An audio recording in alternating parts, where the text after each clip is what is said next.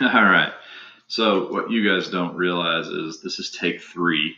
Um, Man, I told some amazing jokes in the first two takes, and now I can't remember. In fact, I can't even remember half the stuff I said to you. Um, so basically, here's what I'm going to tell you. I've got more time now, which I'm probably to the point where uh, I'm gonna be bored like you guys. We are finally fully moved into this temporary place that we're staying, um, and we've cleaned up our house.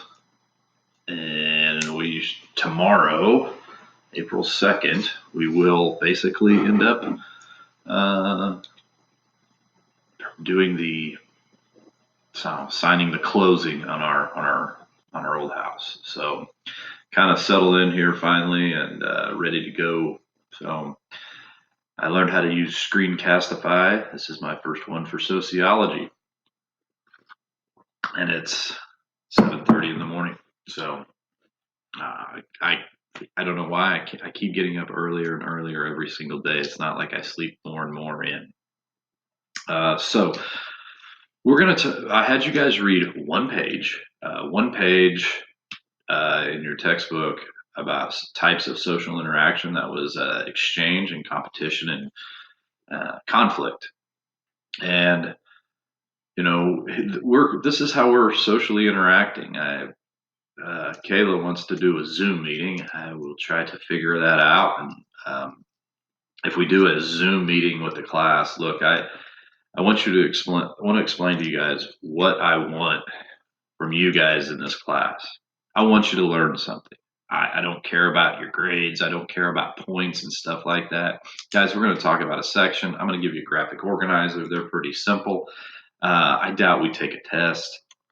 If we do, I mean, it's like open book, things like that. I'm not worried about what your grade is. I want you to learn something. I want you to keep your mind active. All right. Find a book to read. Don't just play video games. It's one of the things.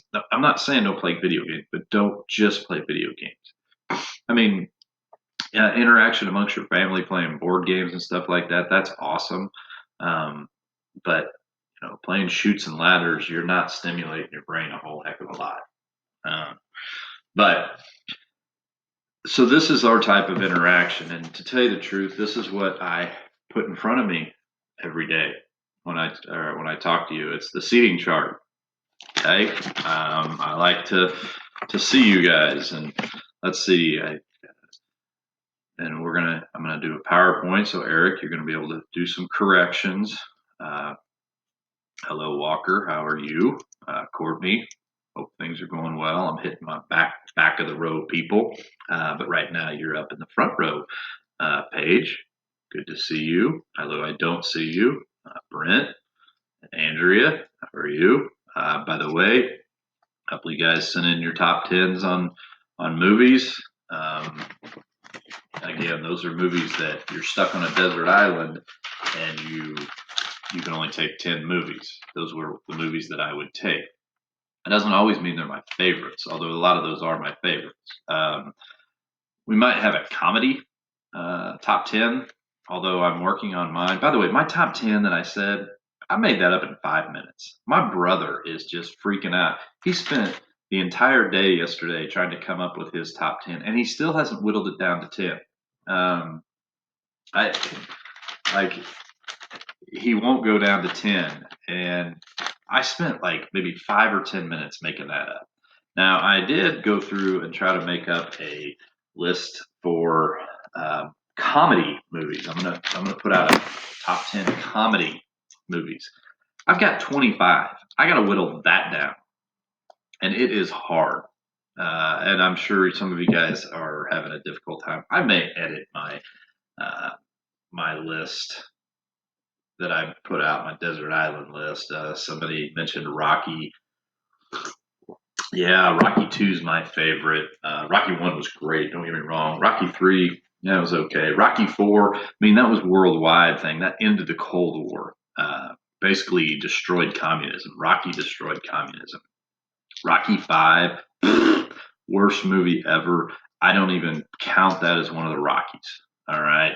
I think somebody else did it or something like that. And then they come back with Rocky Balboa and all that and Creed. They brought it back pretty good.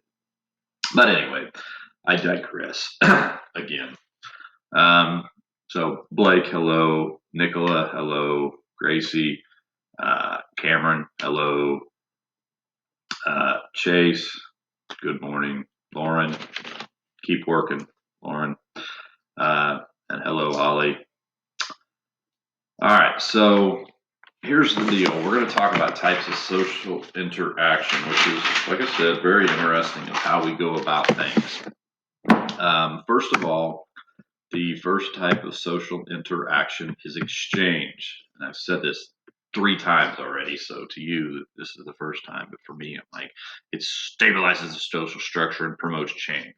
And that's a broad thing with it. So basically, whenever people interact in an effort to receive a reward or return for their actions, that is exchange. Now, what I want you guys to understand is when I go interact with somebody, or when you go interact with somebody, very rarely are we saying, I want to figure out what I can get out of this person. What can, by me interacting, what am I going to get out of them? Am I going to get money? Are they going to give me a job? There are times where we interact with people like that. But most of the time we go interact with people. And when I talk to people, my reward or return for interacting with them is them interacting with me back. The excitement of getting to know somebody else and to receive somebody talking to me. So the reward doesn't have to be that big. Okay. This is the most common form of social interaction. A few examples. Oh, I'm in the way. So let's move us. Sorry, I just had to do that. Wish I could make it float. So anyway, dating. Listen, we interact when we date in our family life and our friendships. When we date, we don't date just to go do things for other people. We want something in return. And a lot of times in your family, it's the same thing. You want something in return. So we love, but we want to be loved. All right.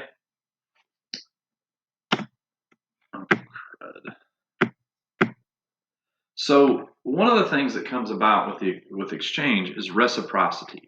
The idea that if you do something for someone, that person owes you. And it's one of the reasons why we hate when people do something for us, because we feel like we owe them that we owe them something in return. You don't like, and it might be why sometimes guys don't like when girls give them gifts, because, oh golly, I gotta go get her something now. All right. um, so we do that a lot. Like you scratch my back, I'll scratch yours, and that really kind of throws some of you guys for a loop. It's like some people, they only want to do something. There's some people that go out and do things for other people, but sometimes those people hate when somebody does something for them. Like, no, I didn't get to, you've done something for me and I haven't done something for you, and it makes them feel guilty. Uh, some examples of this: thank you notes. All right.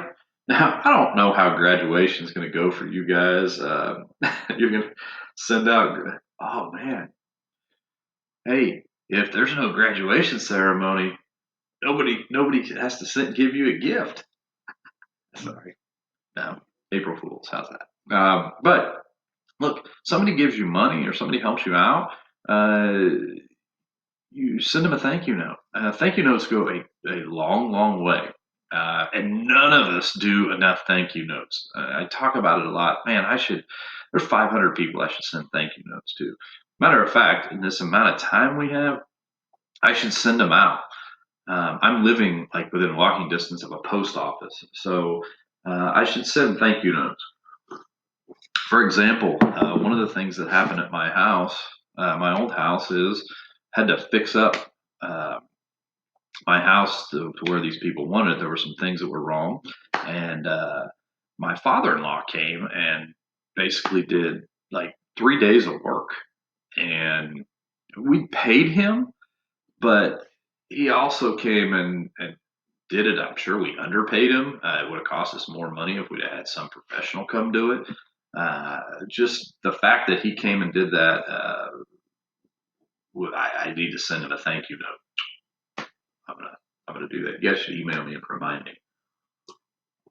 Although it's my wife's father, so why should I be the one to do that? Maybe she should do it.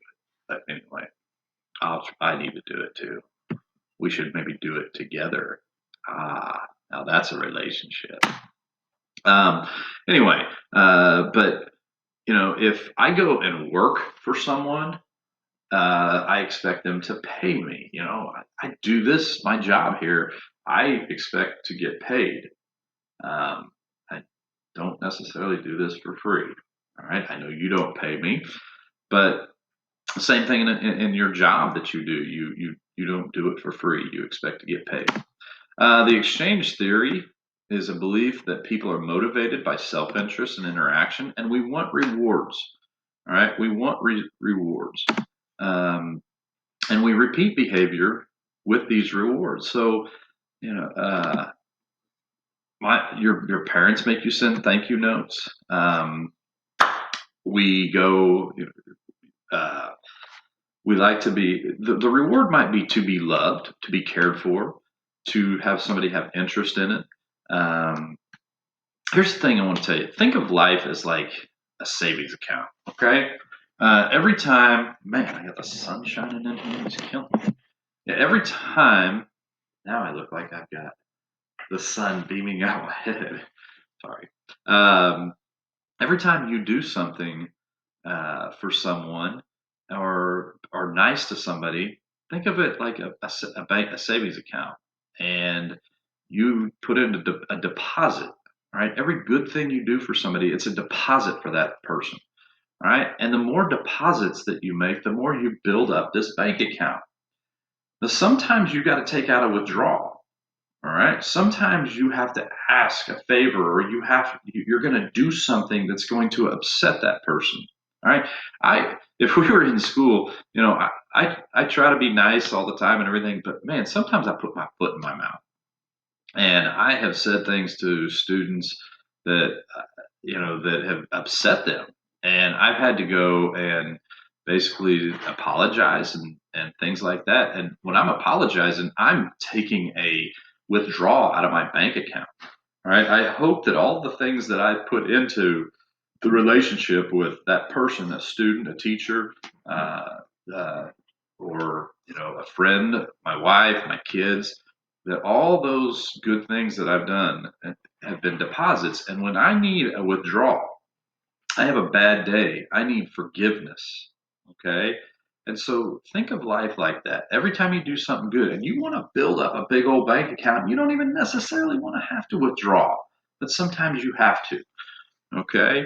Um, some of the other things that we have is sometimes you do a deposit with your parents, like your parents will be gone, and you clean the kitchen. You just up on a whim clean the kitchen, and you sit in your room, and your parents come home, and you just sit waiting, and they walk around the house, and you're sitting there going, they don't even notice I freaking clean the kitchen, and you're just waiting and waiting, and then it just makes you mad and everything. You go in and say, you notice I clean the kitchen, and they just say, yeah, it looks nice, good job.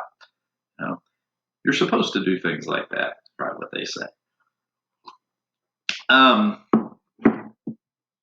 so anyway, let's see. We want to maximize our rewards and minimize our costs. And when the costs start outweighing the rewards, and guys, I'm going to tell you, a lot of times this is how relationships end. Maybe you've dated or something like that. And look, say what you want. We want to get something out of a relationship. All right, you date somebody or whatever, you do it because you do it selfishly. You're getting something in return. Maybe that person's nice to you. They're fun to talk to. They're fun to be around. Um, but the problem is when you're not getting that reward, uh, and it costs too much. And that's why a lot of times, when I was growing up, my girlfriend would say, I'm putting too much into this relationship and you're not giving any effort. That's one of my favorites. You're not giving any effort. Um, what she was saying is, this is costing me too much and I'm not getting anything from it. And so that's usually how relationships end. One person isn't getting the rewards and it's costing them too much to be in that relationship. And so they want to go find a cheaper boyfriend or girlfriend. um, and the other thing when we're talking about this exchange there, we expect reciprocity and things like that. This stimulus package that's coming out, I mean, I believe that I'm going to get money. I have done nothing for this money. It's like, it's weird. It's really weird. And the funny thing is, and look, you guys are going to say, why don't you give me the money?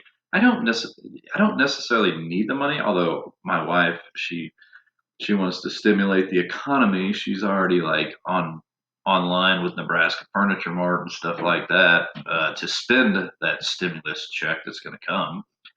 So the stock market will go up and all that. But I didn't do anything for that money. And when I say I don't need the money, it's not because I have enough. It's because I'm getting paid. There's a lot of people. Some of your parents might be laid off. Some of you have been laid off. I've got a couple emails about you guys. You were working and now you've been laid off.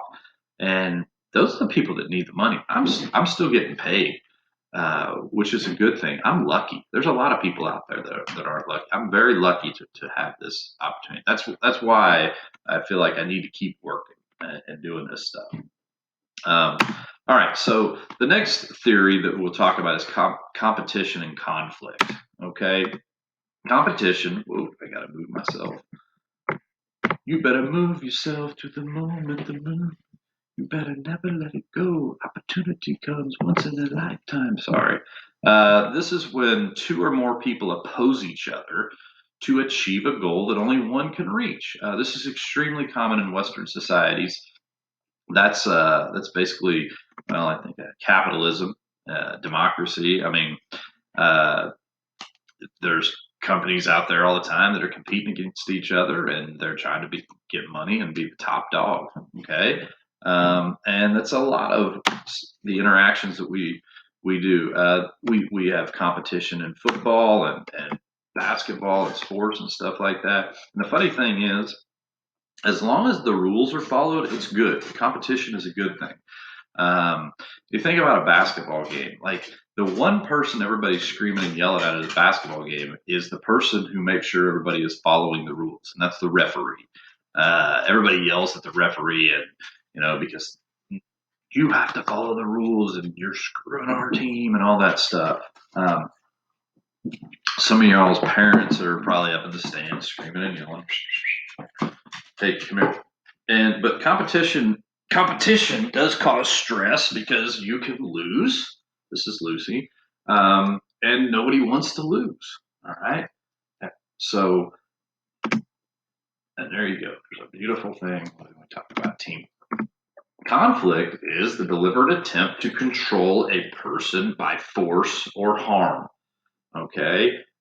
Um, and trying to defeat an opponent. It's one of the reasons why we go to war and stuff like that. Uh, there are very few rules in conflict.